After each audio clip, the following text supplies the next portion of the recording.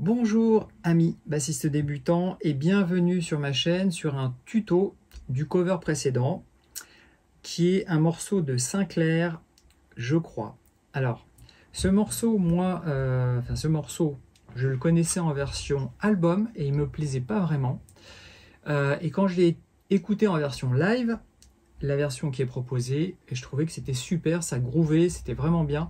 Moi, la version album, j'aimais moins ça. Alors Sinclair, c'est le Sinclair pour moi à l'ancienne, que je préférais à celui d'aujourd'hui au niveau musical.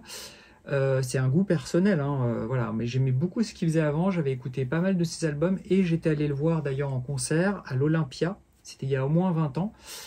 Et dans mon coin, il est passé dans un festival de funk, rap, groove qui a lieu tous les ans à Bonneville.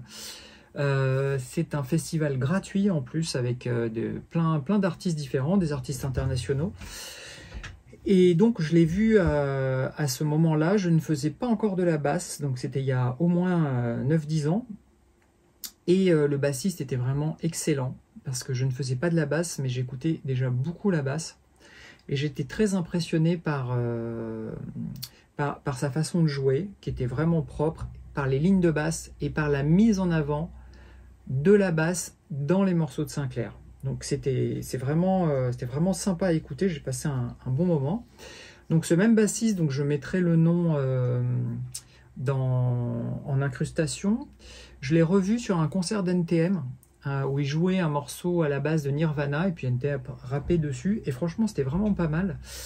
Donc voilà, c'est sympa de voir des artistes comme ça. Alors maintenant, pour en venir au morceau, c'est un morceau qui est pas évident à jouer parce qu'il y a certaines parties qui sont délicates. C'est un petit peu comme au ski en fait. On balise le fait qu'une piste soit rouge, bleue, noire selon la partie la plus difficile de la piste. Donc ça veut dire que pendant toute une période, ça peut être bleu, hein, puis d'un seul coup, il y a une partie qui est chaude, donc c'est noir. Et dans ce cas-là, ça va être piste noire. Et là c'est un peu pareil, il y a beaucoup de choses qu'un faux débutant va arriver à passer, puis il y a des autres choses qui vont être vraiment compliquées, donc on va essayer de trouver des petits contournements. Il faut savoir aussi que là je la joue en 5 cordes, parce qu'elle est jouée comme ça, elle est jouée en 5 cordes, et vous pourrez apprécier comme ça la profondeur des notes vraiment graves, quand vous avez une 5e corde qui sonne bien, comme c'est le cas sur cette basse. D'ailleurs, je vous conseille d'écouter le cover que j'ai fait avec le casque, vu que j'enregistre directement dans la carte son, vous avez vraiment le son de la basse, et on peut bien écouter la profondeur de la 5 cordes, et ça c'est vraiment sympa, quand on a une 5 cordes et qu'on utilise vraiment sa 5e corde, pour les notes les plus graves qui sont dessus, parce qu'il y a pas mal de gens qui se mettent à la 5 cordes, et puis qui la jouent un petit peu comme une 4 cordes, mais en vérité, quand on l'utilise vraiment et qu'on va chercher les bonnes notes, c'est vraiment super. Alors, ah oui, à ce propos d'ailleurs, les gens qui ont une 4 cordes, vous pourrez faire des parties de ce morceau, parce que les notes graves, vous pourrez aller les chercher, les notes qui sont sur la 5e corde, vous pourrez aller les chercher sur votre 4e corde à d'autres endroits. Mais si vous voulez, vous pourrez faire que certaines parties du morceau qui sont tout à fait adaptées à la 4 cordes et qui vous feront travailler techniquement les doigts. Donc je pense que ça peut être aussi intéressant. Ou vous pouvez faire les plans ailleurs, puisque la basse étant accordée en quarte partout, on retrouve toujours les mêmes positions. Les 5 cordes ou 4 cordes sont accordées de la même façon. Donc on retrouve toujours les mêmes plans aux mêmes endroits. Donc on peut très bien travailler un plan ici, comme on peut le travailler ici. Les écarts de notes resteront toujours. Ça, vous l'apprendrez très rapidement en étant débutant ou faux débutant. Alors maintenant, si on commence la ligne de basse, on commence sur un sol.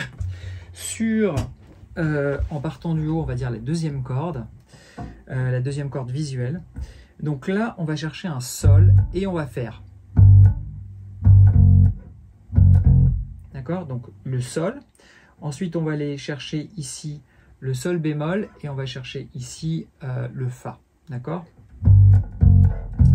La cadence pour jouer ça, en fait, c'est une cadence qui est très commune en basse quand on fait 2 notes comme ça. On fait une première note, alors ça va être sur le temps, pile sur le temps, et ensuite on fait, donc on rejoue la note et on va chercher directement après le sol bémol. Alors ce qu'il faut savoir, c'est que c'est quelque chose qui est très commun de faire ce rebond en fait. Là, on va chercher la quatrième double du temps précédent et ensuite on fait tomber la note sur le temps. Donc là, on est sur le temps et là, on fait quatrième double et on retombe sur le temps. Alors quatrième double pour certains, ça ne veut absolument rien dire. Donc vous allez le voir avec drum beat quand on va le faire tout à l'heure, vous allez comprendre pourquoi on tombe directement dessus. Et ensuite on fait la même chose avec les deux notes d'après, c'est-à-dire on est arrivé sur cette note-là, on recommence et on fait... Et on retombe encore cette fois sur le Fa, et donc ça fait... Ok? Donc une fois que vous avez fait ces trois parties, là il y a une partie chaude. On se retrouve un petit peu en piste noire. Et on va trouver un petit contournement qui est quand même pas évident à passer, mais quand même.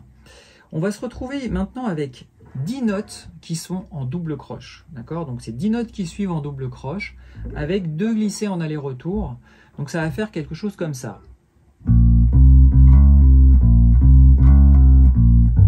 Je recommence.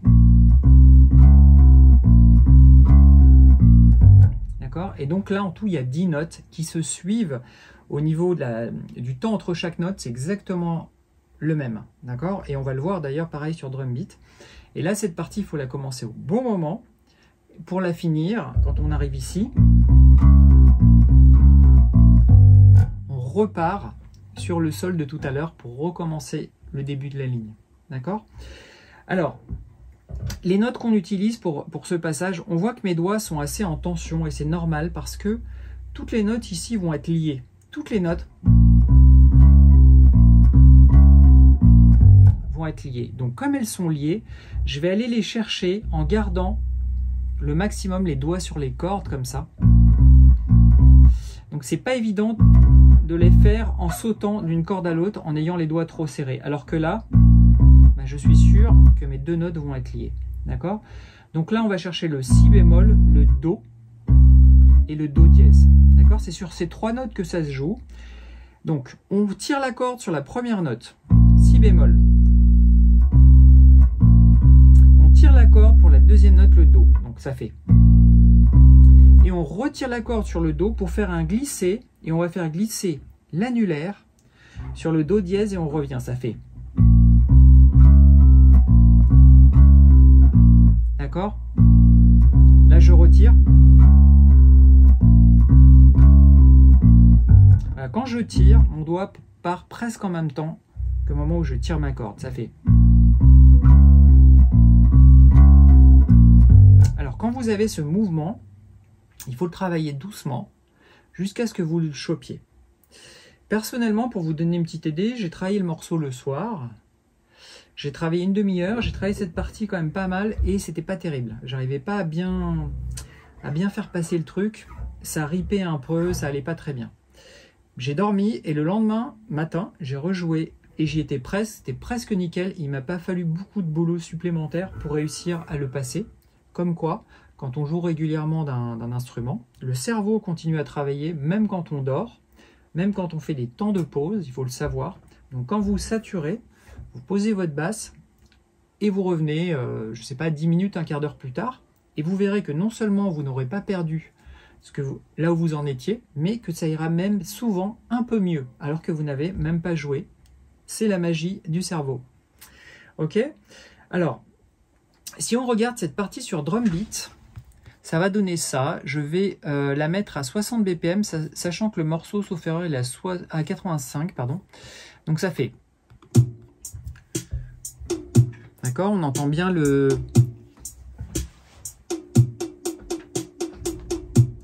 Voilà, le papa, papa, papa, papa, papa, c'est exactement cette partie-là. Donc je vais la jouer pour vous montrer.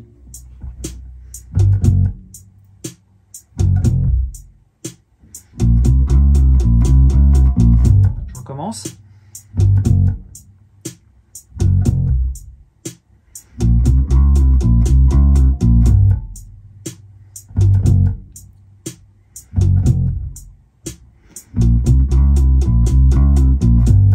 Ok, voilà. Donc là, il y a un travail là-dessus pour arriver à le passer. La ressource drum beat, vous l'avez sur mon site de formation avec tous les liens en dessous. Et donc, je vous propose de faire ça et même de le diminuer encore. Mais avant de faire ça, déjà de le faire, de le travailler sans stress rythmique, juste pour choper le mouvement. Et quand vous arrivez à le jouer comme ça, en posant la tête dessus pour donner le balancement, quand vous arrivez à le jouer, que vous pensez que vous êtes bon, là vous pouvez commencer à mettre le stress rythmique. Ok? Alors maintenant, la deuxième partie, on est toujours dans le couplet.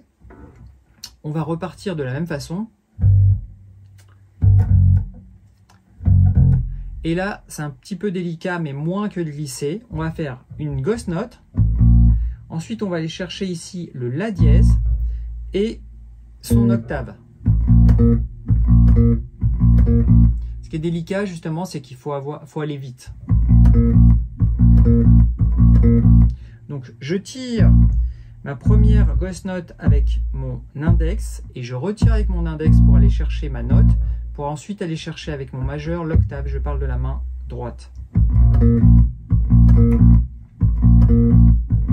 Donc, ensuite, je vais chercher moi avec mon majeur. Je vais aller 2 cases plus loin. Ça fait, je vais aller chercher le Do, pardon. Ensuite le Ré. Et ici, le Ré dièse. D'accord, je recommence. On laisse traîner la note. Et ici, on va tirer sa corde de Sol en laissant les doigts sur la corde sans appuyer pour faire une ghost note. La note d'après, on va chercher ici, je vais récapituler en la jouant doucement. On va chercher ici le Ré dièse qui est juste là et le Ré grave, d'accord, sur la première corde. Donc si on refait tout, ça fait.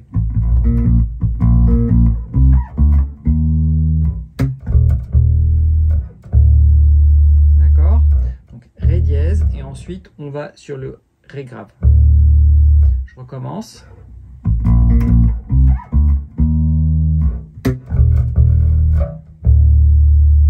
Ok, et on termine par ce petit jeu-là.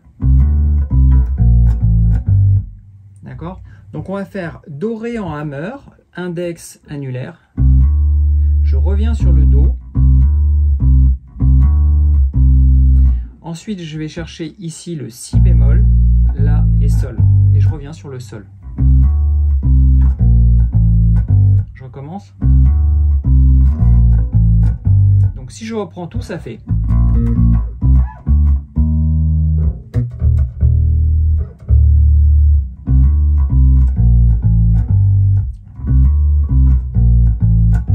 Voilà. Et tout ce qu'on vient de faire, je le fais 2 fois.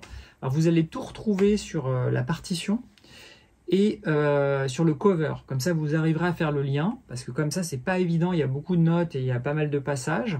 Mais reprenez la vidéo petit à petit, revenez en arrière sur les explications et vous allez voir, vous allez retrouver vos notes et tout va se recadrer. Ok? Et donc cette partie-là, vous la faites 2 fois, d'accord? Simplement, la deuxième fois, au lieu de faire... vous allez vous retrouver sur cette note-là, juste avant, et ben vous la faites sonner 5 fois. Et vous faites un glissé. Voilà. Et quand on se retrouve sur ce glissé, qu'on arrête sur le Do, pardon, on l'arrête sur le Do, on l'arrête pas sur le Si, la corde à vide, donc ça fait... D'accord? Et on bloque comme ça. Et là, on va se retrouver sur la partie refrain. Alors maintenant, pour la partie refrain, on va aller chercher là les notes qui sont graves dans cette partie-là. Donc avec le Do, le Ré. Ensuite, en dessous, on va aller chercher le Fa et le Sol. D'accord? Et ça fait... Première note, on fait un Do grave. Ensuite, on va tirer la corde pour faire une ghost note et on refait Do puis Ré. Ça fait. Je recommence. Je recommence. Et en dessous, on fait exactement la même chose. Ghost note, Fa et sol. Ça fait. Donc si on reprend, ça fait.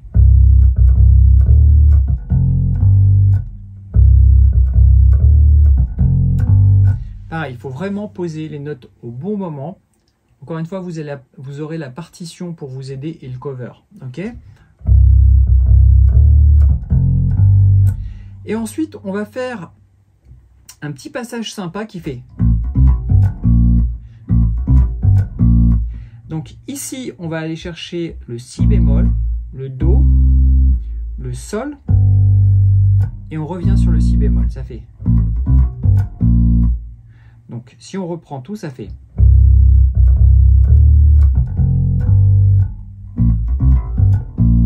Alors vous voyez, moi j'utilise bien, les notes sont piquées. J'utilise bien un doigt pour chaque note. D'accord ? Donc première note ici. Deuxième note, moi je vais la chercher avec l'auriculaire. Troisième note, le sol, je vais la chercher avec l'annulaire. Et je reviens avec l'index. Moi je le joue comme ça, je sens mieux que de faire ces deux notes avec le même doigt. Et comme je suis sur des notes comme ça, j'ai pas de tension dans la main, il n'y a pas beaucoup d'écart. Hein. Le fait que les notes soient piquées, ça permet de relever la main pour pouvoir aller chercher avec l'annulaire ici, sans avoir à garder cet écartement qu'on avait tout à l'heure. Ok ? Ma main est plus libre du fait que les notes ne sont pas liées. Et ça, on le fait 2 fois, ça fait.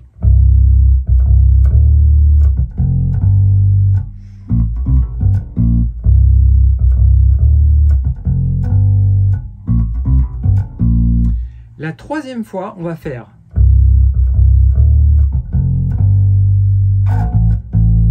D'accord ? Donc, au lieu d'aller chercher le petit riff de tout à l'heure, on va aller chercher ici le La. Ensuite, on va aller chercher le Do. Et on va revenir sur la note la plus grave du morceau, qui est le Do, mais à l'octave. Et ça fait ça.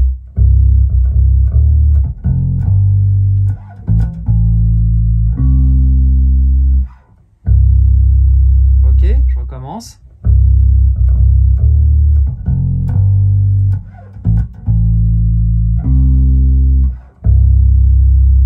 Je recommence une dernière fois.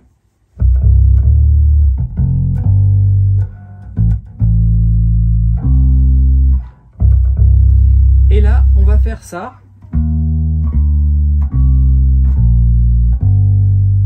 Voilà. Et toutes ces parties qu'on a fait là, on va les jouer 2 fois. Et donc, quand on va chercher ces notes, donc là, on est sur un Mi bémol, Ré, Do, Si bémol et Sol. Alors, je vous montre bien la position de mes doigts. Il y a trop de lumière.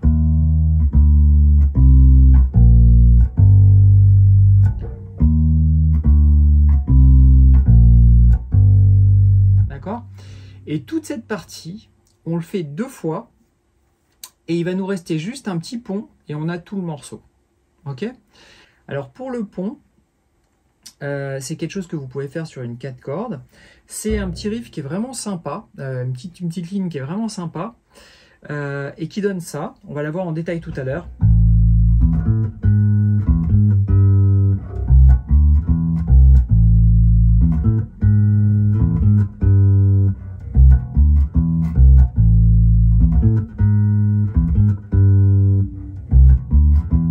Et la quatrième fait.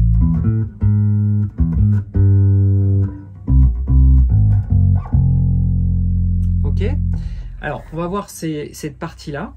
Alors, pour les notes, on va chercher d'abord le La. Ensuite, on va chercher ici le Mi. Et ensuite, à l'octave, le La aussi. Ça fait. Vous voyez la position des doigts, index, annulaire, auriculaire. Et ensuite, on va chercher la case qui est juste devant, qui est le La bémol. Ça fait. Vous voyez la cadence? Je laisse traîner la note.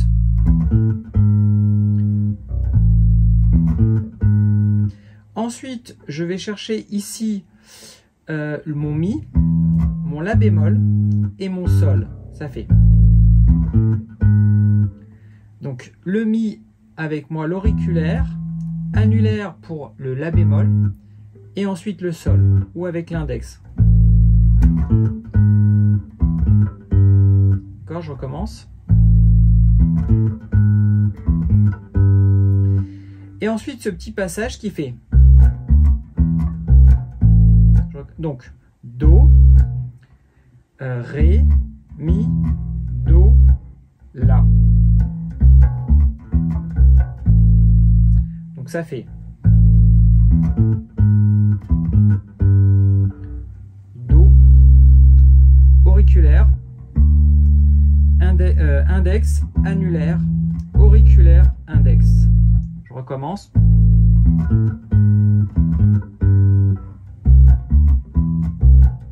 Ok, donc ce passage, vous le faites 3 fois. Ok, la 4e fois, c'est la même chose tout le début. Mais quand on arrive ici, au lieu d'aller chercher le Do comme ça, on va chercher le Do ici. Donc on va faire.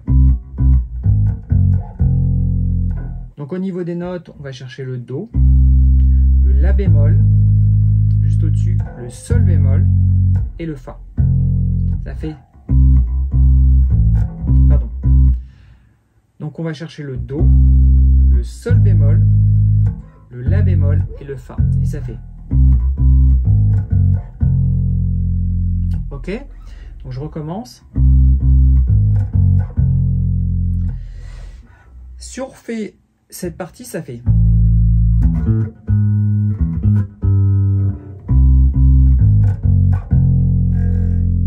Ok. Ensuite, il y a un petit raccord que je vous laisse regarder sur le cover.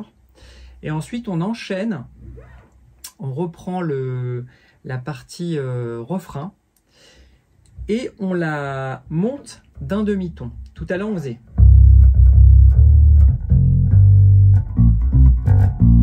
Là, on fait la même chose, mais on va monter d'un demi-ton. Donc, on va aller chercher ici sur le Sol et ça fait.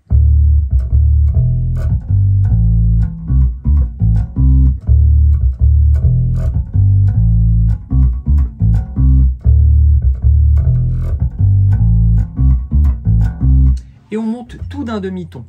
Même la partie qu'on a vue tout à l'heure qui faisait.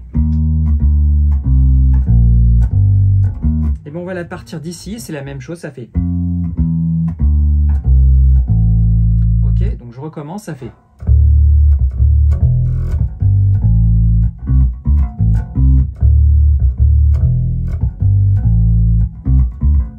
C'est exactement les mêmes notes, les mêmes écarts de notes, sauf que on décale la main sur 2 cases. Ok, et à la fin, donc,